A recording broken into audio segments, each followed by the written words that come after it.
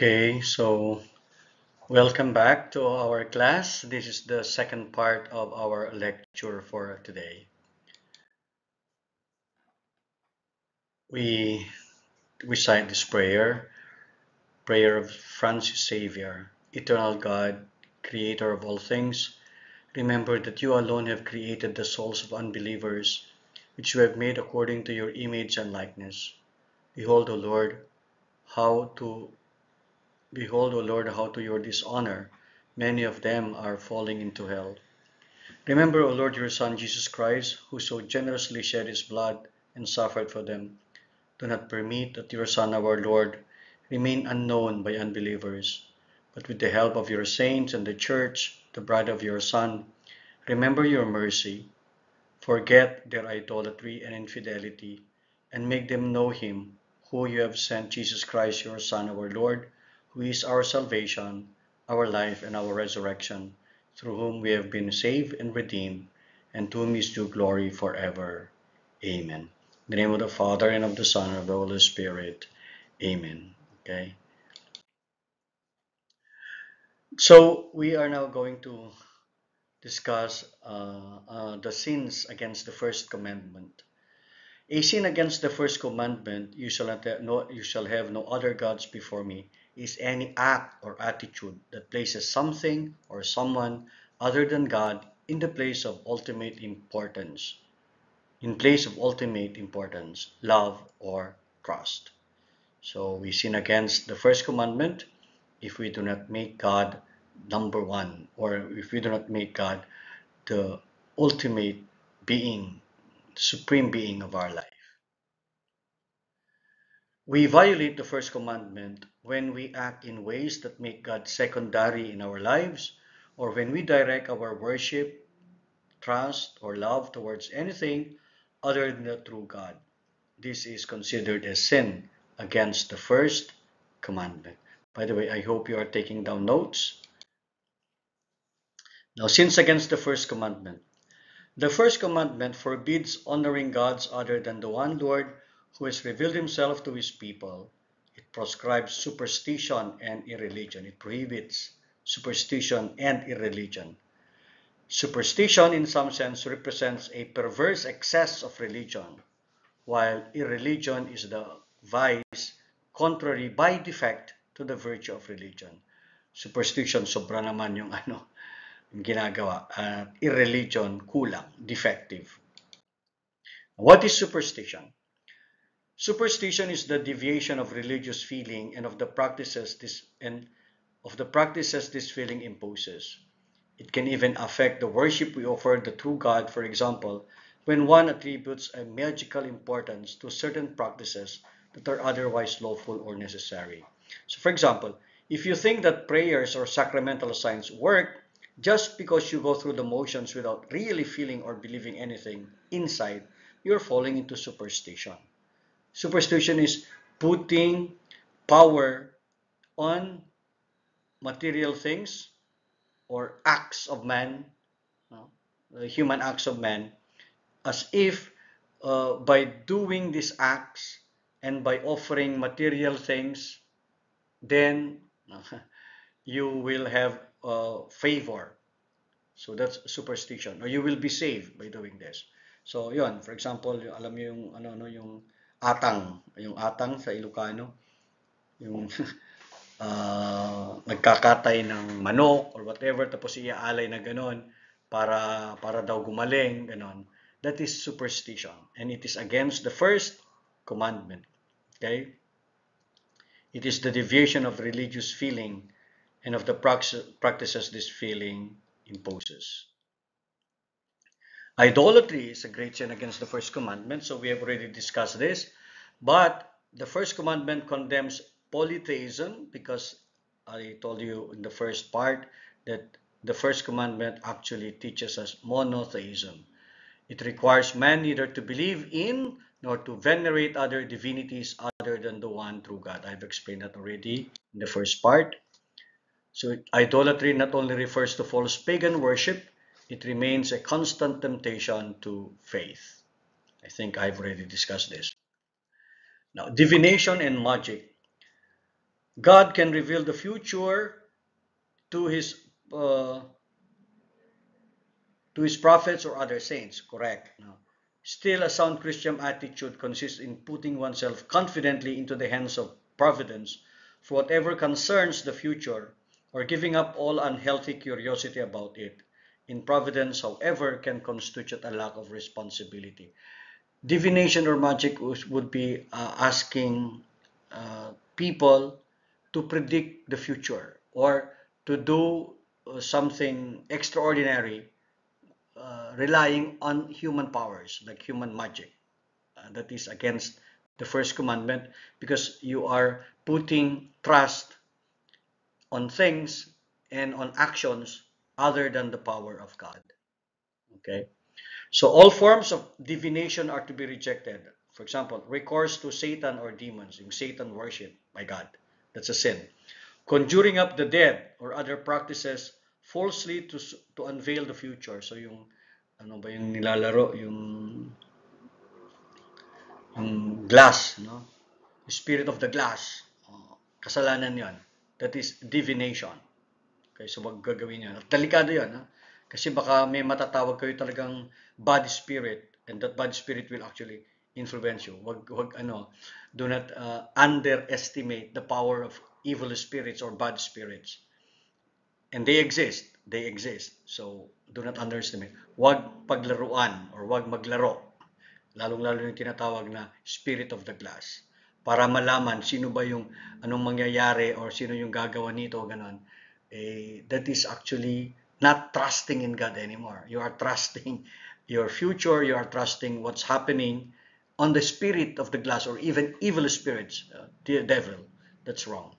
Also, part of this is consulting horoscopes, astrology, palm reading, interpretation of omens and lots, the phenomenon of clairvoyance and recourse to mediums, all conceal a desire for power over time, history, and in the last analysis, other human beings, as well as a wish to conciliate hidden powers. So yun na nga, that's the sin against divination or magic because you don't trust in God's providence anymore and you want to know already the future by asking the devil or by asking evil spirits, or you want to know the future by relying on horoscopes. But that's not faith anymore. It means that you don't trust, you don't have faith in God anymore, and you rather put your trust on things. They contradict the honor, respect, and loving fear that we owe to God alone. Kaya wag gagawin yan. Masama yan. Okay. Magic or sorcery, ito yung pangkukulam for example, by which one attempts to tame occult powers to place them at one's service and have a supernatural power over others, even if this were for the sake of restoring their health, are gravely contrary to the virtue of religion. So sorcery, pangkukulam. It is wrong to engage in practices that aim to harm others or involve demons. Also, wearing charms is not acceptable. Okay, so you practice sorcery para saktan ang kapwa mo. That's against the first commandment. Spiritism also often includes divination or magic practices. The church advises people to avoid it. So for example, yung worship of ancestors, yung worship, you go to the mountains and worship the spirit of the forest, spirit of the animals, something like that. That is spiritism. That's wrong. And additionally, using traditional remedies does not justify summoning evil powers or taking advantage of someone's naivety. So, huwag na huwag isosurrender ang kaluluwa sa demonyo para lamang sa kapangyarihan or for fame, for power, for wealth. That is ano. Spiritism is worshiping the spirit of the world, no? The spirit of the tree, spirit of even the spirits of our ancestors, and more worse, spirits of the spirit of the devil or the evil spirits. That is wrong. Okay, that is wrong. Against the first commandment. Now, irreligion. Irreligion is using religion falsely. God's first commandment condemns the main sins of irreligion, that is tempting God in words or deeds, sacrilege, and simony. Tempting God means testing His goodness and power through our actions or words. For example, Satan tried to convince Jesus to jump from the temple to make God act. Jesus responded by quoting scripture, "You shall not put the Lord your God to the test." Tempting God shows a lack of respect and trust in Him. It creates doubt about His love, provision, and power. Okay? Lord, kung hindi mo gagawin to, sige. Ganito gagawin ko. Anak ko, that's tempting God. Don't do that. Okay? Don't do that. Dapat Lord, gawin mo to. Otherwise, that's tempting God. Now, sacrilege on the other hand means treating the sacraments, for example, the Mass or baptism, liturgical acts, or anything disrespectfully dedicated to God. It's a serious offense, especially when it comes to the Eucharist, since that's where the true body of Christ is really present for us. So sacrilege is actually dishonoring sacred things, sacraments, including holy persons, consecrated like priests, sisters. When we insult them and we physically harm them, that is a form of sacrilege. The highest form of sacrilege will be when you misuse, dishonor the consecrated host, the body and blood of Christ, because we actually honor the body of Christ, the most holy sacrament. We call it the most holy sacrament, and that we should honor and actually adore the Blessed Sacrament. Sacrilege is when we do not actually uh, show respect to the Blessed Sacrament or to the saints or anything that is blessed, anything that is consecrated, that is sacrilege. Halimbawa, yung sinisira yung mga blessed na mga images, sinisira yung mga blessed na rosaries, that is sacrilege kasi considered holy ang mga yan. Or niloloko yung mga sacraments, pinaglalaruan. Masama yan. It is a form of irreligion. It's a sin against the first commandment. Simony. Simony is defined as the buying or selling of spiritual things. To Simon the magician who sought to buy the spiritual power of the apostle, St. Peter replied, "May your silver perish with you for thinking you could purchase God's gift." He emphasized that the spiritual gifts come from God and cannot be owned. They can only be received freely without payment. Father, paano yung pag nagpapamisa kami, nagbabayad kami? Hindi yun bayad ng misa. Hindi mo mabibili ang misa. Bakit yung binabayad namin? Hindi binibayad yon. Ang tawag natin doon, love offering. Kumbaga parang you are making a sacrifice for the church and for the sustenance of the church. So, halimbawa, Father, may bayad ang binyag, walang bayad ang binyag. May bayad ang kasal, walang bayad ang kasal. Ano yung mga pera na kinukolekta? Kasi, hindi naman kasi kayo araw-araw na nagbibigay ng alms. In fact, maraming mga Katoliko, hindi talaga nagbibigay. And so, kung hindi nagbibigay ng alms, saan kukuha ng pang-sustain, sustenance ng simbahan, kuryente, paglilinis, decorations? Saan kukuha? Dahil hindi naman regular, kasi ang mga ibang religion, for example, yung mga Iglesia ni Cristo, every month diyan, meron silang 10%, ikapo.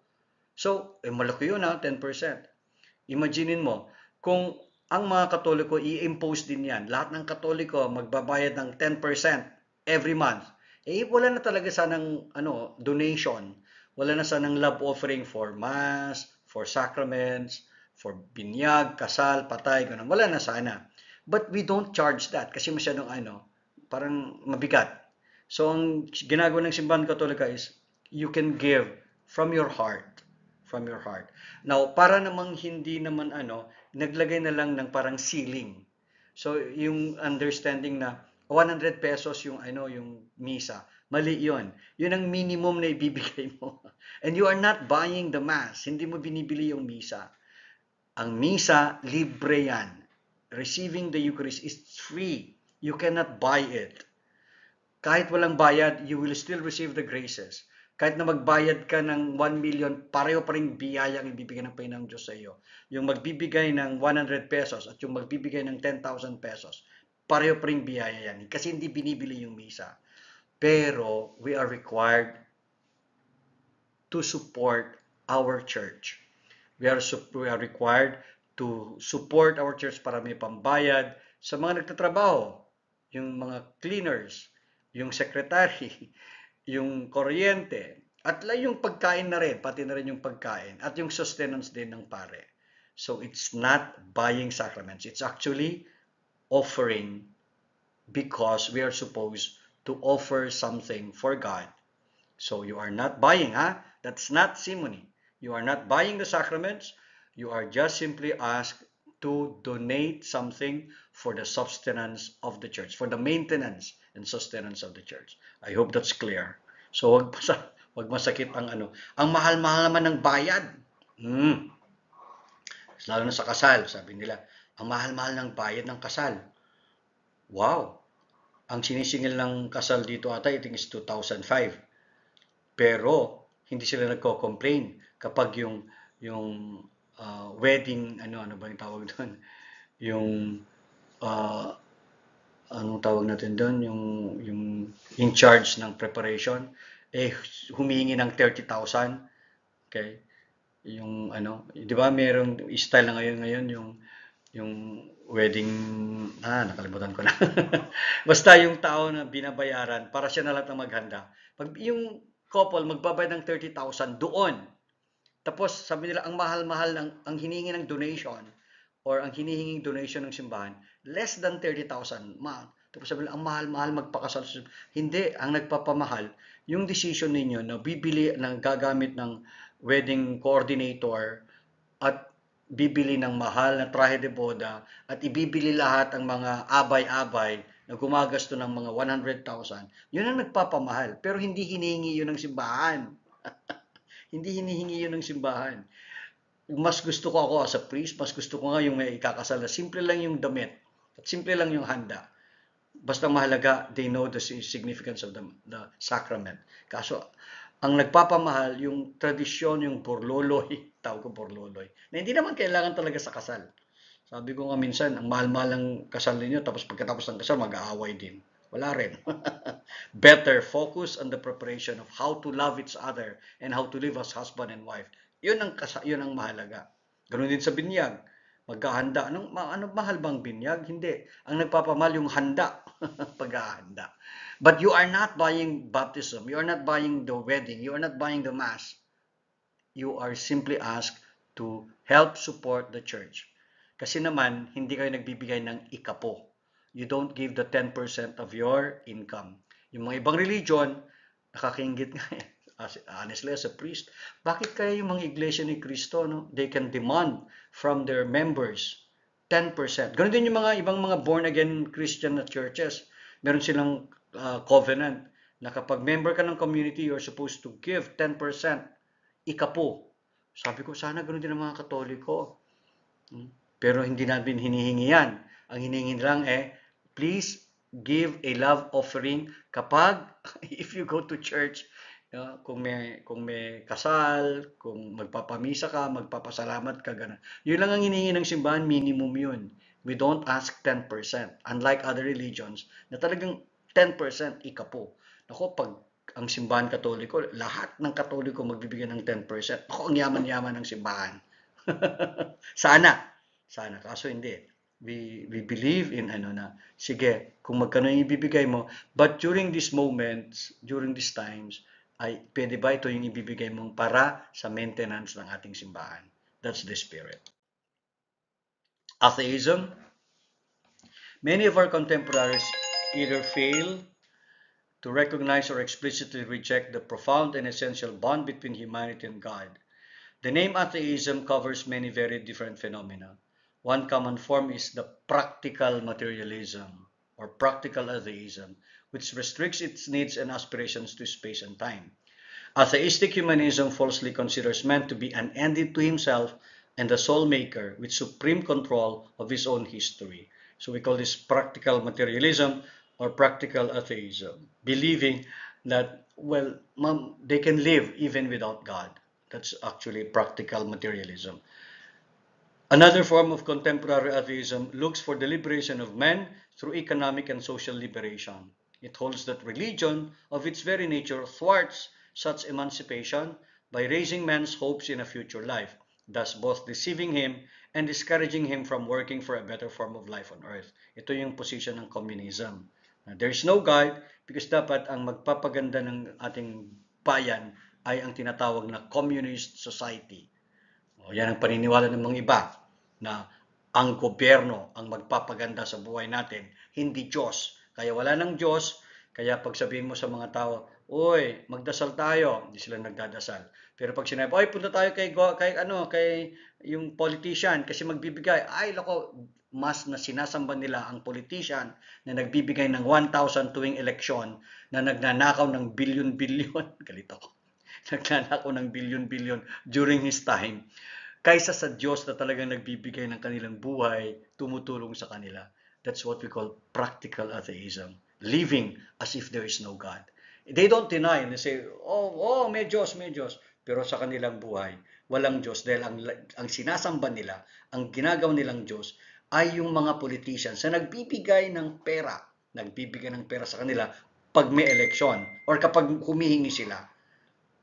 At yun na lang ang sasambay nila at hindi na ang Diyos. We call that practical atheism. That's very sad. That's very sad. Hindi lang naisip na yung nagbibigay ng pera sa kanila, ninanakaw din niya pala sa kaban ng bayan para meron siyang ibibigay. At yun, kaya nga napapansin ba ninyo, halos lahat ng mga politicians yung mayaman. Kung kukwentahin mo yung sweldo nila, hindi talaga, eksakto lang eh.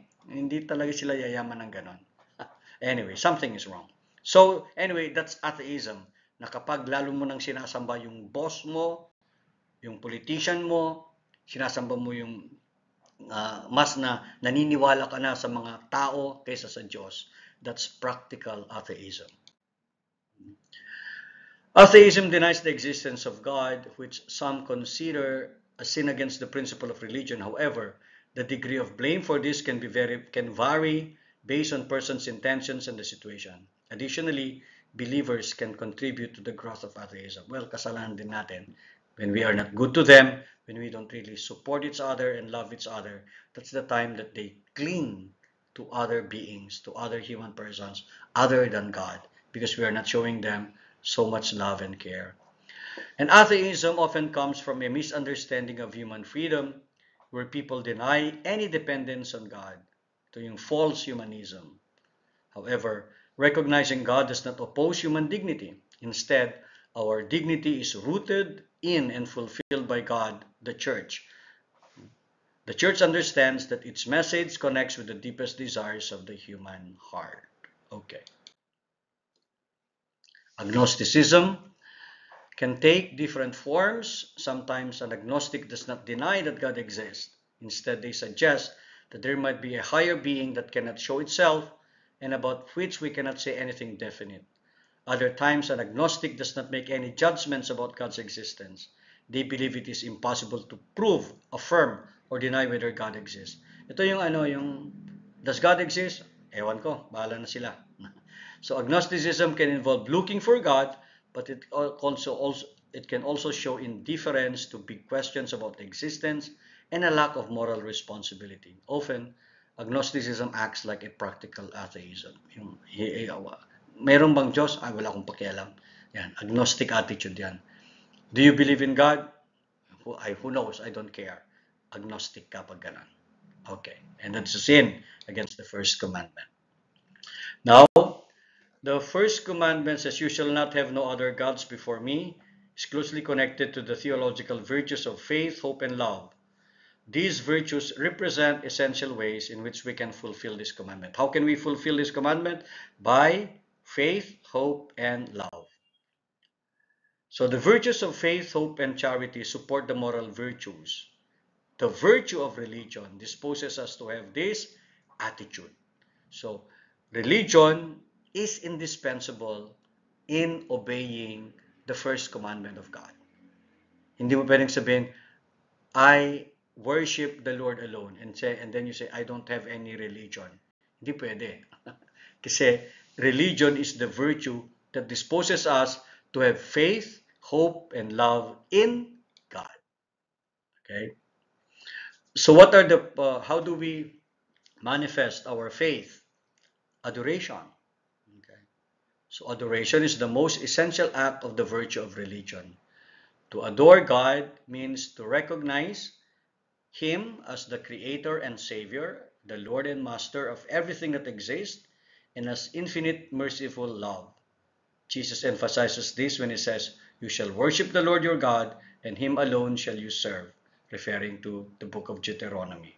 So, to adore God is to acknowledge in respect and absolute submission the nothingness of creature who would not exist but for God.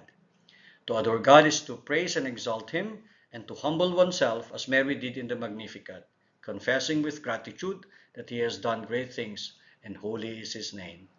The worship of the one God sets men free from turning in on himself from the slavery of sin and the idolatry of God. So if we obey the first commandment, then practice adoration. Adore the Lord. If you obey the first commandment, pray. The first commandment asks us to show faith, hope, and charity, and we do this through prayer. When we turn our thoughts to God, we demonstrate our love by praising Him, offering thanks, and seeking His help, because prayer is key to following God's commandments. We are reminded to always pray and not to lose hope. And then, sacrifice. So adore, pray, and sacrifice. It is right to offer sacrifice to God as a sign of adoration and gratitude, supplication and communion.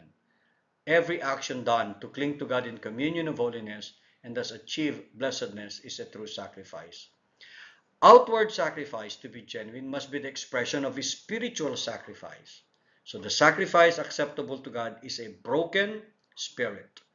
The prophets of the Old Covenant often denounce sacrifices that were not from the heart or not coupled with love or neighbor. Tawag natin dyan, you're just pretending. Hypocrisy.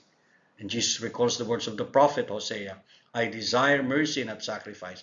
When you practice hypocrisy, it's not real sacrifice. Outward ang ginagawa mo, pero inside you are not really worshiping. And the only perfect sacrifice is the one that Christ offered on the cross as a total offering to the Father's love and for our salvation. The social duty of religion and the right to religious freedom. Everyone has a duty to offer real worship to God, both as individuals and as part of society. This is a key teaching of the Catholic Church about what people and communities owe to the true religion and to the Church of Christ. And Christians have a responsibility to encourage each person to love what is true and good. They need to share the worship of the one true religion, which is found in the Catholic Church. Christians are also meant to be light for the world. So don't forget, we have the obligation to religion. We have the social duty to practice our religion and the right to religious freedom. Okay? Now, these are, so we show our obedience to the first commandment by faith, hope, and love. What are the sins against faith? Voluntary doubt about the faith, disregards or refuses to hold as true what God has revealed and the church proposes for belief. Involuntary doubt refers to hesitation in believing, difficulty in overcoming objections connected with the faith, or also anxiety aroused by its obscurity. If deliberately cultivated, doubt can lead to spiritual blindness. Example of voluntary doubt. A person who, after being exposed to the teachings of the church, intentionally decides to withhold belief and look for reasons to reject those teachings, even when confronted with evidence or logical reasoning to the contrary. This individual has chosen to nurture doubt, which can ultimately lead to spiritual blindness. So kahit nandyan na, pinag-aralan na, pero sabi, ayaw ko pa rin maniwala. Voluntary doubt yan. Involuntary doubt is when, like for example, Apostle Thomas, who famously said he would not believe in the resurrection unless he could see and touch Jesus' wounds. His doubt was involuntary. He was not trying to reject Jesus, but was struggling with the magnitude of the event. He was a sincere believer who needed more tangible proof. Okay. Another sin against the faith is incredulity. It's the neglect of the revealed truth or the willful refusal to assent it. Incredulity. For example, the church teaches, we believe that the host becomes the body of Christ and the wine becomes the blood of Christ. And then you say, kahit anong sasabihin niyo, hindi ako maniniwala dyan. I will never believe. That is incredulity, neglect of revealed truth, and the willful refusal to assent to it. Heresy. Heresy is the obstinate post-baptismal denial of some truth which must be believed with divine and Catholic faith, or it is likewise an obstinate doubt concerning the same. So for example, heresy is teaching otherwise. No? Sabi ng simbahan, we must actually go to church on Sunday. Heresy is, hindi, pwede na hindi ka magsimba, katoliko ka pa rin. You are already denying some truth. Or you say, we venerate Mary. No, we do not adore Mary. Mary is not our God. Pero sabi, hindi. Kayo talaga, tinuturo nyo, Mary is a God for you. That's not our teaching. But you are insisting. You are heretic. Iba ang itinuturo mo. Okay? Nabinyagan ka, pero iba yung tinuturo mo. No? It is contrary or against the real doctrines of the church. Then you are a heretic. We call that sin heresy.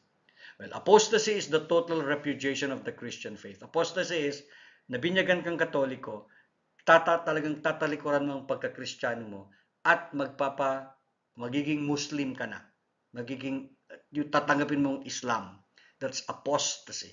Talagang, and the entire Christian belief, tatalikuran mo, and you become a Muslim or you become a Hindu or whatever. We call that apostasy.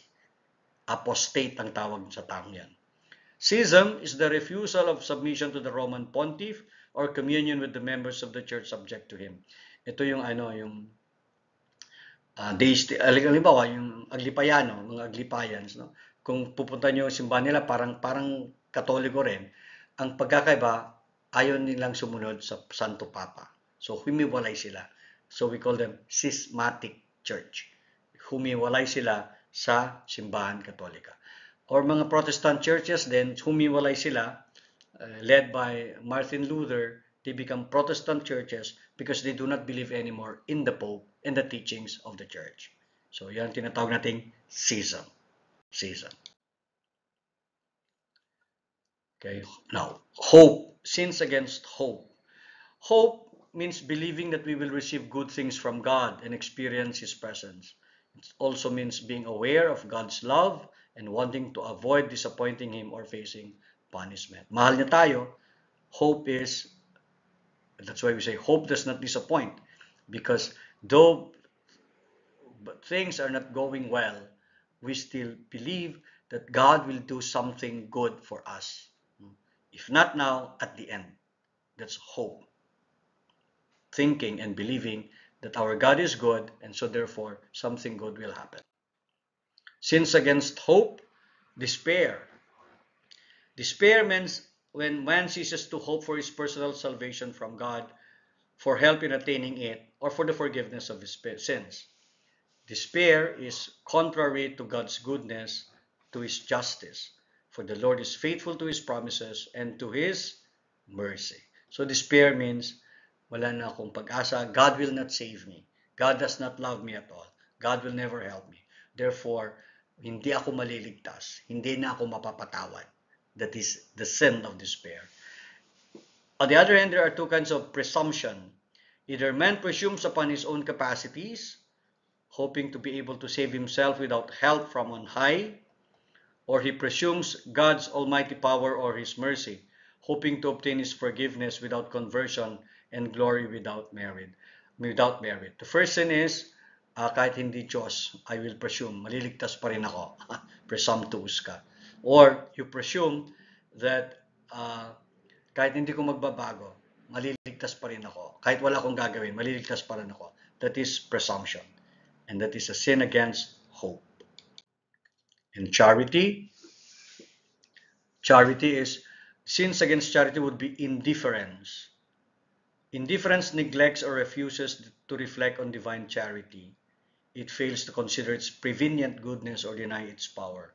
Indifference is apathy, I don't care attitude. You should love God. Wala akong pakialam dyan. You should go and pray. Wala akong pakialam dyan. Indifferent. Walang pakialam. That's indifference. Ingratitude. Fails or refuses to acknowledge divine charity and to return Him love for love.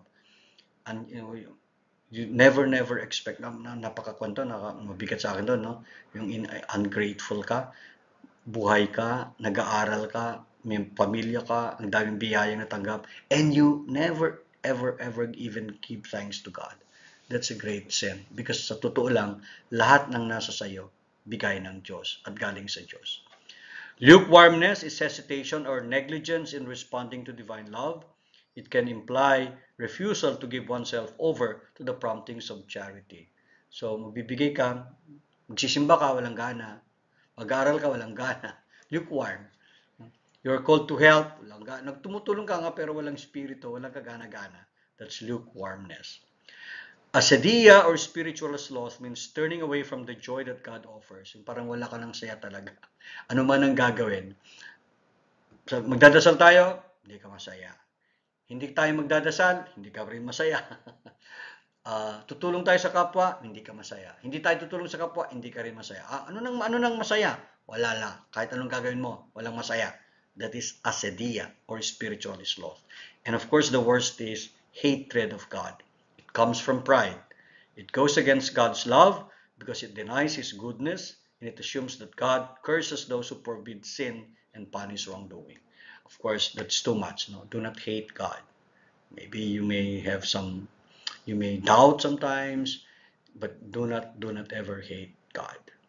Okay, so please listen very well, review, and then learn from the sins against the first commandment. And the important thing is, do not do them.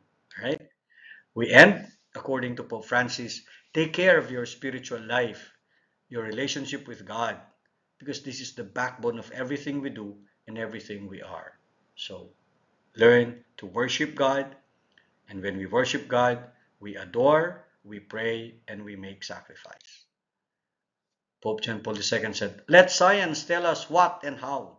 Let religion tell us who and why. That's why religion is important for our life. And finally, Pope John Paul I said, remember, Christ is calling you, the church needs you, the Pope believes in you and expects great things from you. Amen. Glory be to the Father, and to the Son, and to the Holy Spirit, as it was in the beginning, is now, and will be forever. In the Father and Son of the Holy Spirit. Amen. At the end, when I will post this in your in the assignment, there will be points for reflection there. So please answer the points for reflection and write your answers in your notebook. In your notebook. Maybe I will check when we meet again. Okay? Bye-bye.